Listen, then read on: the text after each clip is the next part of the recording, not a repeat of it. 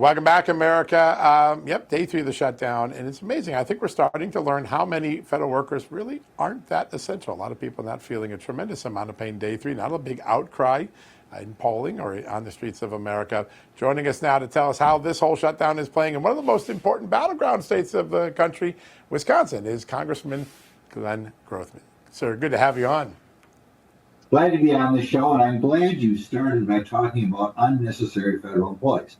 This is an area where I think in the past the Republicans have dropped the ball, right? I think they could have followed Doge's lead on the big, beautiful bill. They could have had less federal employees. On our recently passed defense authorization bill, they could have had a lot less employees.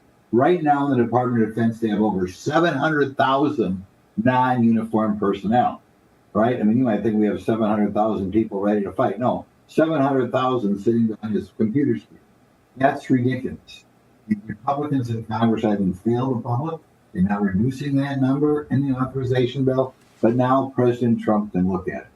And I would guess from anecdotal evidence here in town, people talking about people, their relatives who work for the government, people from their church, whatever. There are lots of federal employees making six figures doing very little work. Now is the time for President Trump to look at these employees. Let's not forget during this whole ordeal, 26% of the federal budget is borrowed. Think about that. Every Social Security check, every Medicare reimbursement, 26% is borrowed. Now is the time for President Trump to look at these positions and say, do we need 700,000 non-uniform personnel in the Department of Defense, or can we lower that to 500,000 or 400,000? And if that goes on, quite frankly, the shutdown is worth it. Yeah. This may be one of the most consequential and reshaping shutdowns in American history. You mentioned the large civilian personnel at the Pentagon. Where else do you think we saw some major green energy and green infrastructure things that were left over from the Biden years cut real quickly? Do you have some other favorites that you'd like to see the Trump administration trim the fat from? Well, I think everybody knows the low-income housing tax, but that's $12 billion a year for something that's just a giveaway to wealthy property developers. That's another thing where there's not a small savings.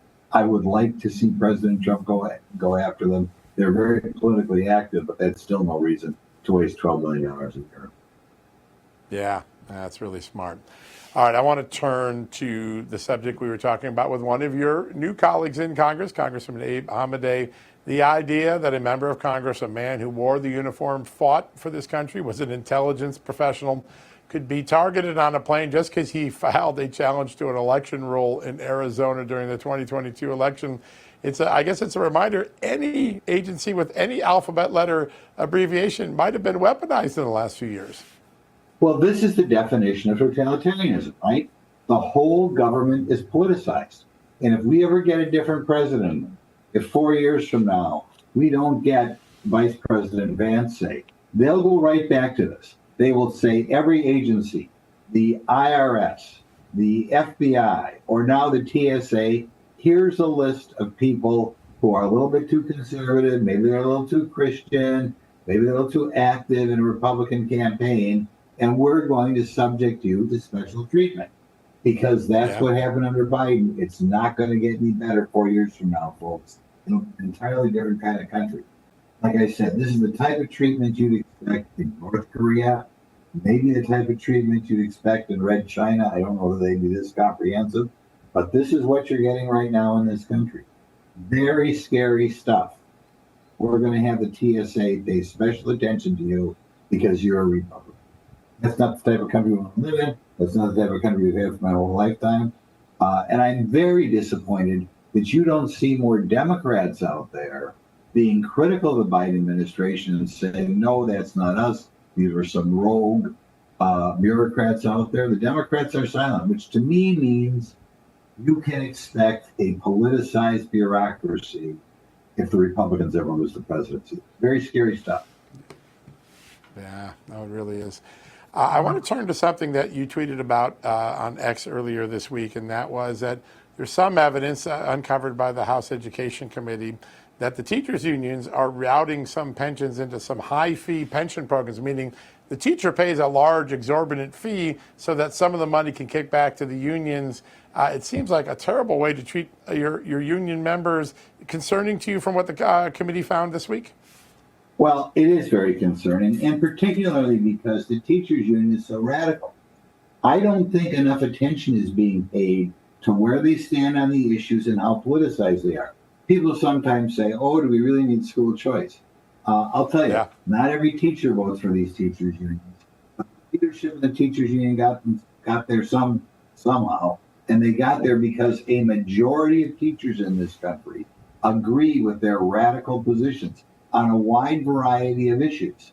We don't need people taking an extreme view, say, on transgenderism, or an extreme view on the amount of racism in the country. But that's what we've got right now, and they are using, the teachers union is using dues extracted from members to promote those agendas. Just as scary as the teachers union using it is that the members, over a period of years, have elected those type of people to lead them. Not every teacher, but clearly a majority of the teachers, which is one of the reasons why you hear such scary things coming out of the mouths of the little kids nowadays. Yeah, no, it is. And then you see all these young people who seem to be disturbed and weaponized during their youth in ways I don't think we could have imagined. The assassin of Charlie Kirk or any of these other shooters recently. There's clearly a weaponization going on in their lives. I'm sure some of that comes from education. I want to turn to some breaking news that just happened a few moments ago. Hamas just announced that it will release all Israeli hostages and agree to parts of President Trump's peace plan. We'll have to see where that goes back and forth, but it does seem like President Trump's negotiating skill has moved Hamas a big way. Your thought on, with that deadline coming up this week and what the president is moving towards in the Middle East with Qatar and Saudi Arabia and now maybe Hamas? I'll believe it when I see it, but it's great news, isn't it? And it shows what happens when we have a strong president who really cares about these people. And because he cares about these people, he's willing to go to the mat to make sure any of the hostages still alive, and let's hope the vast majority of them are still alive, are going to be released because of President Trump's forceful negotiating technique and the fact that he was able to lean on other countries in the world of Islam to weigh in. And I think if Hamas realizes they no longer have the friends in places like Qatar, what else are they going to do? Yeah, that's it. Qatar's now made up a little bit with Israel. There was a good conversation between the prime ministers earlier this week. The U.S. is going to give a security guarantee of sorts to Qatar to make sure Israel doesn't ever attack it again. Is there an Abraham Accord starting to 2.0 that's starting to shape up in front of our eyes, sir? Oh, I think unquestionably. One of the downsides of President Trump not winning the election in 2020, a problem is I think they were on the verge of adding more countries to the Abraham Accords. It's easy to forget we're not even 1 year into this Trump administration. I think one of his goals is to add more countries there, and I think that's what he's going to do. And I think this is a first step in that direction. Yeah, it could be historic. The Middle East could be fundamentally reshaped before he leaves office in 3 years. It's pretty remarkable.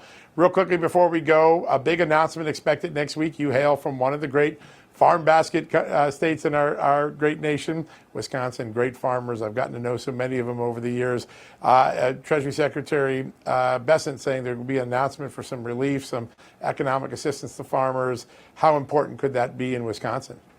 Well, it is because, with the tariffs, and most farmers, they're behind Trump all the way. They know it's going to be short-term pain for long-term gain, but they have paid a price for the tariffs, and I'm glad that President Trump has not forgotten the price, say, the soybean farmers are paying for this trade war. Yeah, it's so important. He hasn't forgotten them. That's one of the things. He remembers everybody that he made a promise to and everybody he promised to keep an eye on in this economy. And day in and day out, there's always these new announcements, but they seem to always remind us that the president hasn't forgotten the people who elected him and what he told those people he would try to do. It's pretty remarkable, just like what you've done for a long time as a member of Congress from the great state of Wisconsin. Congressman Grothman, great to have you on the show today. Thanks for having me on. Yeah, great honor to have you on. Thank you so much. All right, folks, the government shutdown does not seem to be hurting the stock market. It's almost like cutting government spending is a good thing, right? We'll talk more about that with Unleashed Prosperity's Steve Moore, one of my favorites, after the break. Hey folks, as an investigative journalist, I've spent my career digging into the facts, cutting through noise, asking hard questions, and getting to the truth. And when it comes to who I recommend to my audience, I hold everyone to the same standard. That's why I want to tell you I've done the homework, and AMAC, the Association of Mature American Citizens, is the real deal. AMAC is a conservative alternative to AARP. They're focused on faith, family, and freedom, and they offer real benefits to their members, myself included, including discounts on travel insurance, in prescriptions, so much more, exclusive resources, and their excellent AMAC magazine. And right now, when you sign up for a 5-year membership, you'll save up to 33%. That's just over $1 a month, a smart investment to stay informed, get real value, and support a cause that matters. Visit amac.us/justnews today. I've done the vetting. Now you can take the next step.